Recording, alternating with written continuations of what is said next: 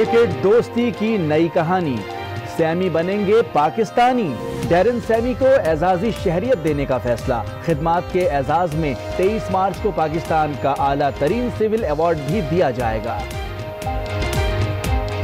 I guess today is a great day. Ever since we have been playing in this league, the way the people have embraced me, they've taken a special liking towards me. I feel connected, be part of it and see the sport growing, and full tournament is here.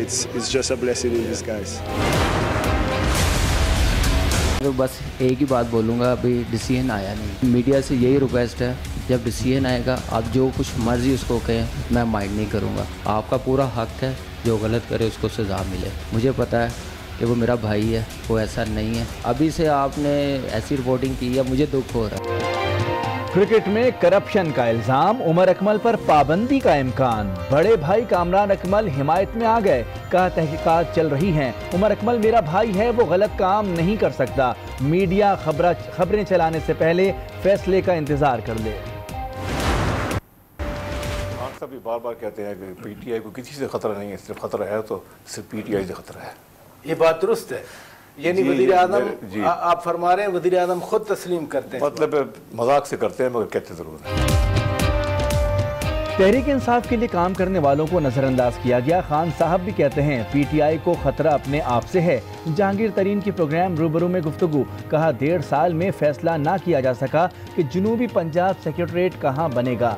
चीनी बहरान पर बोले, गन्ने की कीमत बढ़ने और GST में इजाफे के बायस चीनी महंगी हुई। पाकिस्तान में कोई भी मसला हो जाए तो कहा जाता है तरीन ने कर दिया।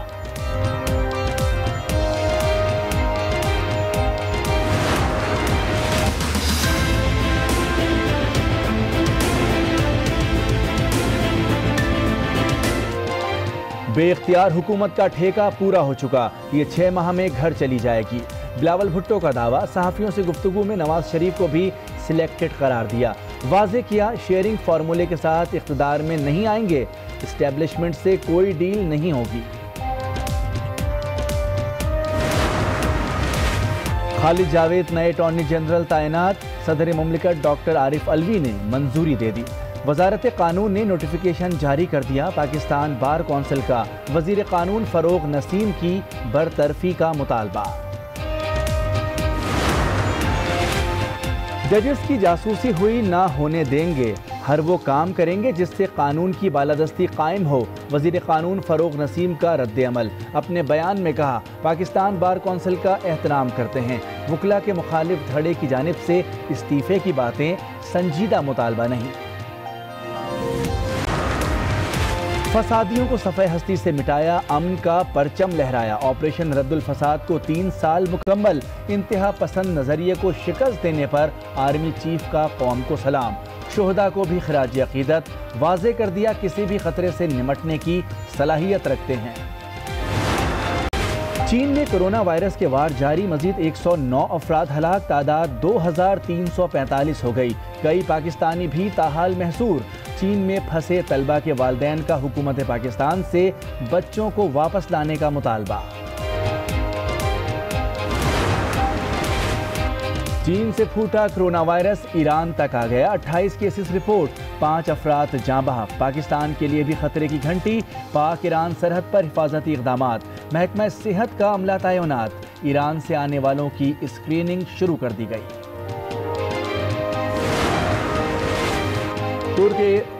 तुर्क एयरलाइंस पेगासस 28 मार्च से पाकिस्तान के लिए परवाजें शुरू करेगी। सिविल एविएशन अथॉरिटी ने इजाज़तनामा जारी कर दिया। हफ्ते में 4 परवाजें कराची से इस्तांबुल के लिए ऑपरेट की जाएंगी।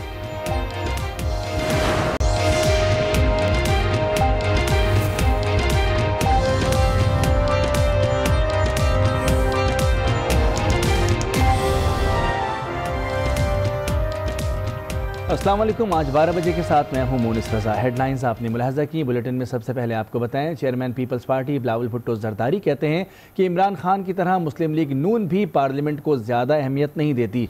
ये भी सिलेक्टेड हैं और वो भी सिलेक्टेड थे। उन्होंने कहा कि वो इस्टेब्लिशमेंट के साथ मौजूदा पावर शेयरिंग फार्मूले के साथ इक़्तिदार में नहीं आएंगे।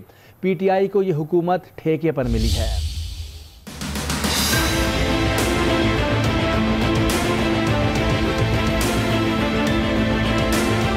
एस्टेब्लिशमेंट के साथ कोई डील नहीं होगी, शेयरिंग फॉर्मूले के साथ इक्तिदार में नहीं आएंगे। बिलावल भुट्टो की दो टोक गुफ्तगू। चेयरमैन पीपल्स पार्टी ने बिलावल हाउस लाहौर में सहाफियों के साथ मुलाकात की। बोले हुकूमत का ठेका पूरा हो चुका, ये 6 माह में चली जाएगी। ठेके पर ली गई हुकूमत के पास कोई इख्तियार नहीं है।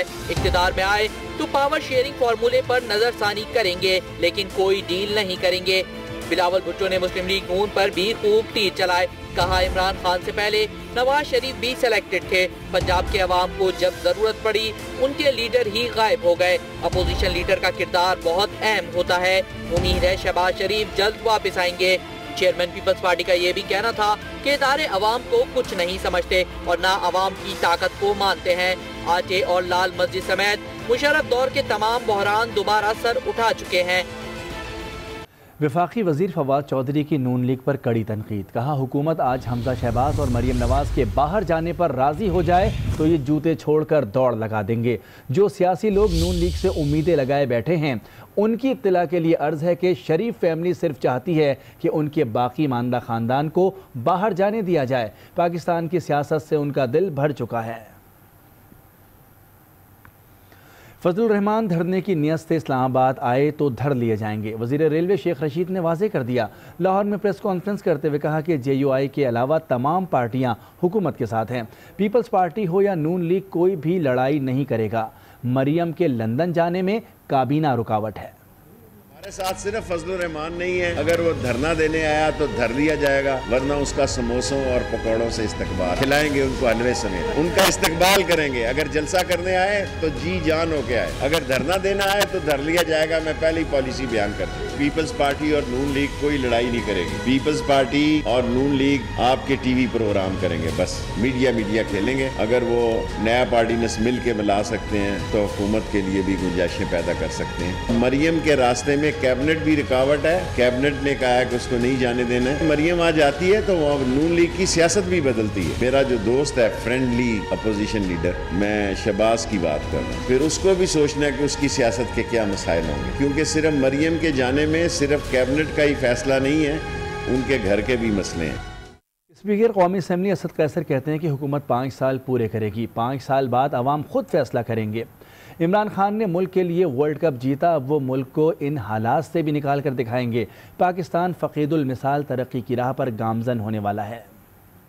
ये याद रखे, अगर हमसे कोई 15 महीने में चाहते हैं कि कामयाब हुए नाकाम हुए, 5 साल बाद ये कौम फैसला करेगी इंशाअल्लाह ताला कि हमने उसको क्या बुनियादी तब्दीली लाए हैं। और जो पाकिस्तान तहरीक इंसाफ की कमिटमेंट थी, जो इमरान खान की कमिटमेंट थी, इंशाअल्लाह ताला आइंदा 5 साल में लोग देखेंगे कि उसकी वजह से यहाँ खुशहाली और तरक्की आएगी इंशाअल्लाह ताला। अवाम ने कारकर्दगी की बुनियाद पर दूसरी बारी दी। वज़ीर आला महमूद खान का सवाबी जलसे से खिताब। कहा कि 23 साल हुकूमत करने वाले आज हम पर तनकीद करते हैं। करप्शन और मेरिट पर कोई समझौता नहीं होगा। ये 5 साल हम गुजारेंगे और इसके साथ साथ इंशाअल्लाह आइंदा 5 साल भी पाकिस्तान तहरीक इंसाफ की हुकूमत होगी। जितने भी मुनाफा बख्श इदारे थे उन सबको उन्होंने खसारे में डाल दिया। ये किसने किया? ये उन लोगों ने किया है जिन्होंने इस मुल्क पे 30-30 साल हुकूमतें की है। और फिर जब बैठ के आते हैं सारी उंगलियां हमारी तरफ, कहते हैं जी ये उनके कारनामे हैं। खान साहब कहते हैं तहरीक इंसाफ को किसी और से नहीं खुद अपने आप से खतरा है। जहांगीर तरीन भी खुलकर बोल पड़े। कहा कि जो लोग सारा दिन खान साहब और PTI के लिए काम करते थे उन्हें नज़रअंदाज कर दिया गया। ये भी कहा कि चीनी की कीमत GST और गन्ने की कीमत बढ़ने से बढ़ी। पाकिस्तान में कोई भी मसला हो जाए तो कहा जाता है कि जहांगीर तरीन ने किया। PTI के तो बहुत से लोग थे जो 20-22 साल से भी थे, मगर जिन लोगों की स्ट्रगल में कंट्रीब्यूशन थी ना, जिन लोगों ने धरने में मेहनतें की, जो लोग सारा दिन सिर्फ खान साहब और PTI के लिए काम करते थे, उन लोगों को इग्नोर कर दिया जाए तो ये अच्छी बात नहीं है। हमारे हुकूमत को ख़तरा इस वक्त कोई नहीं है, सियासी ख़तरा। ये तो खान साहब भी बार बार कहते हैं कि PTI को किसी से ख़तरा नहीं है, सिर्फ ख़तरा है तो सिर्फ PTI से ख़तरा है। मुझे अफसोस है कि हम ये अभी तक फैसला नहीं कर सके कि जनूबी पंजाब की सेक्रेटेरिएट कहाँ बने। पंजाब काबीना को फौरी तौर पर एजेंडा आइटम बना के एक मीटिंग कॉल करनी चाहिए जिस सिर्फ एक एजेंडा हो कि जनूबी पंजाब की सिक्योरिटी कहाँ बनेगी, और जब तक फैसला ना करें वो कमरे से ना उठे। चीनी की कीमत इस साल जो बढ़ी है वो इस वक्त सिर्फ और सिर्फ एक कुछ ड्यूटी बढ़ी है उस वजह से बढ़ी है। इसके अलावा तमाम जो बढ़ रही है और बढ़ी है वो है गन्ने की दिख बढ़ गए। पाकिस्तान में तहरीक इंसाफ में, इस हुकूमत में अफसोस की बात है कि इस तरह की जो चीज़ें होती हैं वो मेरे ऊपर डाली जाती है। हालांकि मैं एक अर्ज़ करता हूँ